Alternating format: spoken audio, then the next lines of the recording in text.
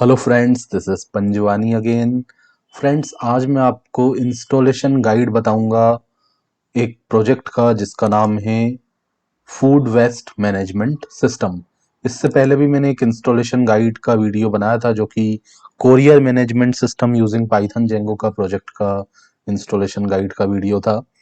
And अब मैं आपको फूड वेस्ट मैनेजमेंट सिस्टम का इंस्टॉलेशन गाइड बताता हूँ। ये भी पाइथन जेंगो पे बना हुआ है। एंड वैसे तो जो प्रोसीजर है वो सेम रहता है जैसा कोरियर का था, कोरियर मैनेजमेंट का था, वैसे ही इसका भी रहेगा। ठीक है, फिर भी हमने अब डिसाइड किया है कि सबका एक अलग अलग इंस्टॉलेशन गाइड बना देंगे ताकि जो भी यूज़र हमसे परचेस करता है तो उसको किसी तरीके की कोई प्रॉब्लम ना हो। ठीक है, अदरवाइज हम इसका इंस्टॉलेशन गाइड भेजते हैं तो उसको लगता है कि कैसे कोरियर वाला अलग है, फूड वेस्टेज का अलग है, फिर कैसे एक जैसा हो सकता है। तो काफ़ी लोगों को ऐसा लगता है, तो इसीलिए मैंने सबका सेपरेट सेपरेट में इंस्टॉलेशन गाइड बना देता हूँ जितना पॉसिबल हो पा रहा है। ओके, तो फूड वेस्टेज का हम देखते हैं। तो मैं आपको बता देता हूँ, पाइथन जेंगो का ये प्रोजेक्ट है। तो इसके लिए आपके सिस्टम में पाइथन होना चाहिए, पाइचाम होना चाहिए एंड जेंगो होना चाहिए।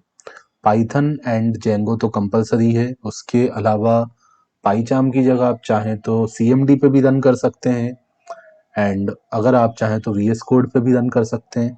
ठीक है, तो अभी मैं आपको पाइचाम के थ्रू बता देता हूँ।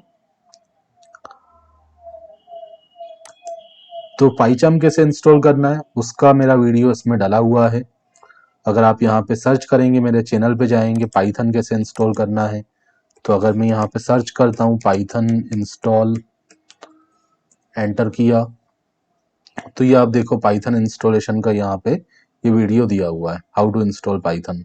हाउ टू इंस्टॉल जेंगो का भी आपको मिल जाएगा यहाँ पे।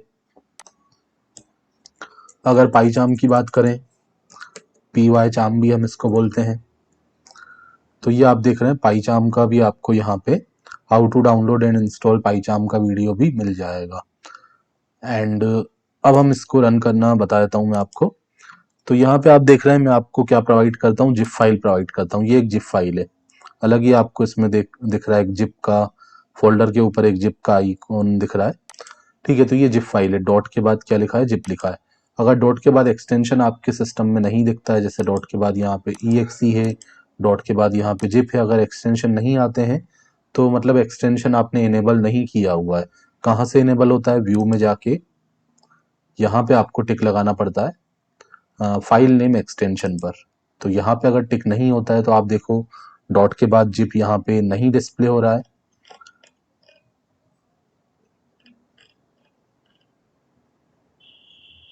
ठीक है, डॉट के बाद जिप यहाँ पे नहीं डिस्प्ले हो रहा है एंड डॉट के बाद EXE भी नहीं आ रहा है। तो कैसे आएगा, हमें यहाँ पे जाना है एंड फाइल नेम एक्सटेंशन पे, व्यू पे जाके फाइल नेम एक्सटेंशन पे टिक लगा देना है। तो ये डॉट के बाद एक्सटेंशन आपको दिख जाएगा। तो ये जिप फाइल है, जिप फाइल को आपको अनजिप करना पड़ेगा। तो आप इसको राइट क्लिक करेंगे एंड एक्सट्रैक्ट ऑल पे जाएंगे, या तो एक्सट्रैक्ट हियर का ऑप्शन भी आ सकता है आपके सिस्टम में अगर आपने विनरार या विनजिप इंस्टॉल किया हुआ है। तो अगर विनरार विनजिप होगा तो आप यहाँ पे क्लिक कर दो एक्सट्रैक्ट हियर पे, ये ऑप्शन अगर आपके पास आए तो।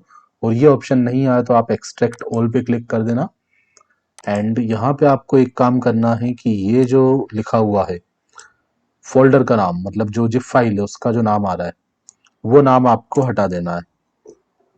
ठीक है, आपने केवल ये वाला लोकेशन रख दिया, जैसे मेरा डी ड्राइव में रखा हुआ है तो मैंने केवल डी रखा, उसके बाद जो फाइल का नाम है वो मैंने नहीं दिया।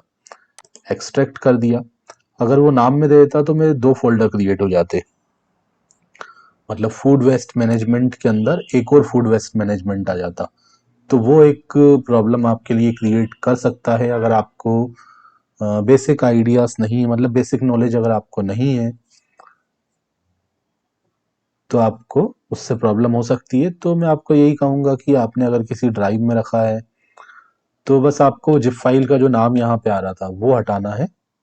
बाकी जो भी लोकेशन थी, डी ड्राइव है, सी ड्राइव है, ई ड्राइव है, या फिर ड्राइव के अंदर कोई फोल्डर है तो फोल्डर का भी नाम चल जाएगा, बट जो जिप फाइल है उसका अलग से फिर से एक बार यहाँ पे नाम नहीं आना चाहिए। अदरवाइज क्या होगा, उस नाम का एक फोल्डर क्रिएट होगा, उसके अंदर एक और उसी नाम का फोल्डर बन जाएगा। तो ये आप देख रहे हो अनजिप हो रहा है। एंड इसका जो डेमो है, अभी तो मैं इंस्टॉलेशन दे रहा हूँ, इसका जो डेमो है वो आपको मेरे फेसबुक पेज पे मिल जाएगा, पंजवानी सॉफ्टवेयर्स नाम से आप सर्च करेंगे फेसबुक पे तो आपको मेरा फेसबुक पेज मिल जाएगा।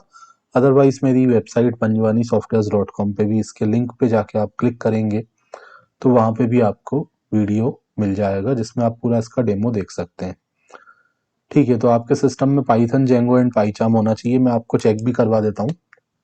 CMD अगर आप ओपन करेंगे तो यहाँ पे आप अगर देखेंगे पाइथन आपने लिखा या पाइथन माइनस माइनस वर्जन लिखा, ठीक है, तो 3.10.6 आ गया। मतलब पाइथन मेरे सिस्टम में डला हुआ है तो उसका वर्जन, ये कमांड हमारी वर्क कर रही है। ये कमांड वर्क कर रही है मतलब पाइथन हमारे सिस्टम में इंस्टॉल्ड है।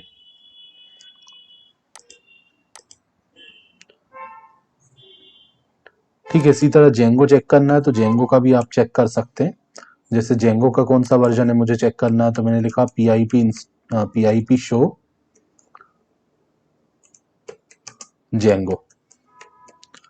PIP शो जेंगो लिखा तो जेंगो का भी मेरा वर्जन दिखा रहा है। वैसे तो कोई भी आप लेटेस्ट वर्जन इस प्रोजेक्ट के लिए यूज करें, कोई प्रॉब्लम नहीं है। अभी 4.0 मेरे सिस्टम में डला हुआ है एंड पाइथन भी इंस्टॉल है। मैंने चेक कर लिया, कमांड हमारी वर्क कर रही थी। तो यहाँ पे देखो ये अनजिप हो चुका है। अनजिप होने के बाद एक फोल्डर आपके सामने आ जाएगा। ठीक है, इस फाइल को अनजिप करोगे तो आपके पास एक फोल्डर होगा। फोल्डर के अंदर काफी सारे, उसके अंदर भी फोल्डर हैं, कुछ फाइल्स भी हैं। तो आपका फोल्डर के अंदर फोल्डर नहीं बनना चाहिए। मतलब एक ही फूड वेस्ट मैनेजमेंट है, उसके अंदर ये जो है हमारा ये तो रहेगा, बट ऐसा ना हो कि एक फूड वेस्ट मैनेजमेंट सिस्टम है फिर उसके अंदर एक और है फिर उसके अंदर भी एक और यहाँ पे दिख रहा है, तो वो नहीं होना चाहिए। ठीक है, ये हमारा एक्सटर्नल प्रोजेक्ट का नाम है, ये उसके इंटरनल एक फोल्डर होता है, तो उससे कोई प्रॉब्लम नहीं है। वो तो जेंगो का स्ट्रक्चर होता है इस तरीके से। ठीक है, तो अब आपको क्या करना है, अब आपको ओपन कर लेना है पाइचार्म या फिर VS कोड में भी आप कर सकते हैं। ठीक है, ये मैंने पाइचार्म ओपन कर लिया। मैं आपको इसी को VS कोड में भी रन करना बता देता हूँ। तो ये मैंने पाइचार्म ओपन कर लिया। यहाँ पे आप देखो ओपन का ऑप्शन आ रहा है, ओपन पे चले गए। अगर यहाँ पे ओपन का ऑप्शन नहीं आ रहा, यहाँ पे ऊपर में आपको दिख रहा है फाइल में जाके भी आप ओपन में जा सकते हो। किसी भी तरीके से ओपन पे जाना है।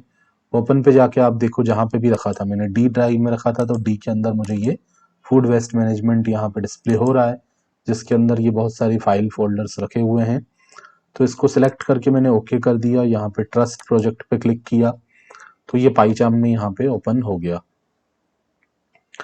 एंड उसके बाद मुझे इसको रन करना है तो मैं क्या करूँगा, मैं जाऊँगा टर्मिनल पे। अब टर्मिनल पे जाके मैं इसको रन करने के लिए कमांड लिखूंगा पाइथन manage.py रन सर्वर।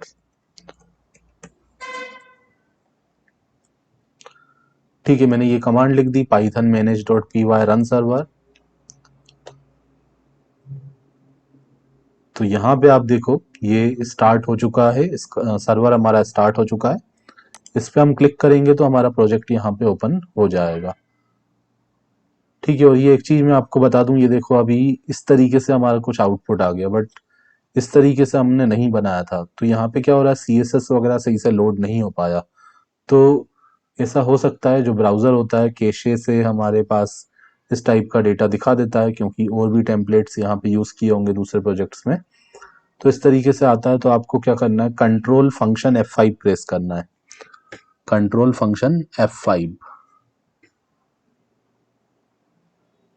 ठीक है, तो अब हमने जैसा बनाया था वैसा ही आउटपुट हमें एग्जैक्ट मिल रहा है। ठीक है, तो हमने क्या किया, इसको हार्ड रिफ्रेश कर दिया, control function F5। Okay, and उसके अलावा मैं आपको कुछ चीजें और बता देता हूँ, जैसे कि सर्वर को बंद करना है तो कंट्रोल C से आप यहाँ पे बंद कर सकते हो, ये बंद हो गया। फिर से स्टार्ट करना है तो आप कमांड लिखोगे पाइथन manage.py रन सर्वर। ये स्टार्ट हो गया, इस लिंक पे क्लिक करोगे तो आपका प्रोजेक्ट जो है ब्राउजर में खुल जाएगा। जैसे मैंने यहाँ पे क्लिक किया तो ये ओपन हो गया।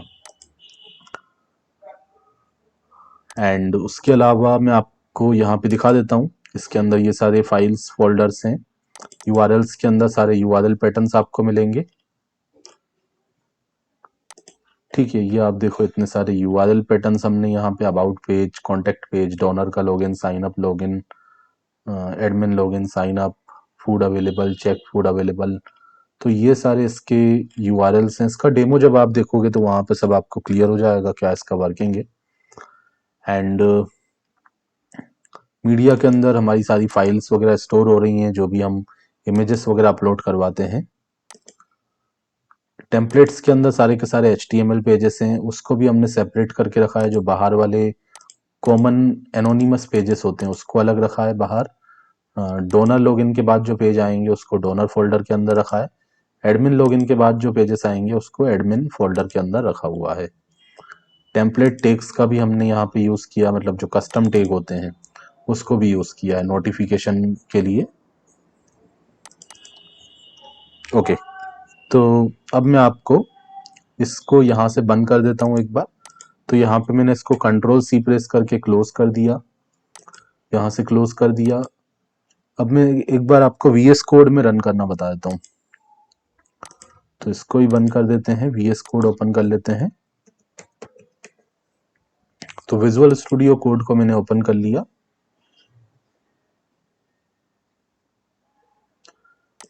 ठीक है, यहाँ पे मैं ट्राई करता हूँ। यहाँ पे आप जाओगे फाइल में जाके ओपन फोल्डर। अब कहाँ पे हमने रखा था, ठीक है, हम कहाँ पे गए, फाइल में जाके ओपन फोल्डर। तो डी ड्राइव में था, तो डी ड्राइव में जाके आप देखो ये फोल्डर पूरा का पूरा फोल्डर सेलेक्ट कर लेना, एक्सटर्नल फोल्डर। तो ये फोल्डर सेलेक्ट कर लिया। यहाँ पे भी हमने ट्रस्ट दी ऑथर कर दिया एंड ये ओपन हो चुका है। साइड में आप देख सकते हो, कोई फाइल वगैरह का कोड वगैरह देखना है तो यहाँ पे आप देख सकते हो। इस पे डबल क्लिक किया तो ये कोड वगैरह आपको डिस्प्ले हो जाएगा। एंड रन करना है तो टर्मिनल पे जाएंगे एंड न्यू टर्मिनल पे क्लिक करेंगे। ठीक है, टर्मिनल पे जाके न्यू टर्मिनल, या आपको लोकेशन डिस्प्ले होगी, डी ड्राइव में आपका ये प्रोजेक्ट फोल्डर रखा हुआ है। एंड रन करना है तो वही सेम कमांड पाइथन। ये कमांड आपको ध्यान रखना है, ये हर बार आपको देना पड़ेगा जब भी आपको सर्वर स्टार्ट करना रहेगा। प्रोजेक्ट को जब भी रन करना है तो सर्वर स्टार्ट करना पड़ेगा। तो ये लिखा, तो ये आपका देखो रन होके यहाँ पे आ चुका है। इस लिंक पे आप क्लिक करना, फॉलो लिंक पे क्लिक करना, तो प्रोजेक्ट हमारे यहाँ पे ओपन हो जाएगा। एंड प्रोजेक्ट का जो डेमो है, प्रोजेक्ट का क्या कॉस्ट है, वो सब आपको इन्फॉर्मेशन मेरे वेबसाइट पे मिल जाएगा, panjwanisoftwares.com पे।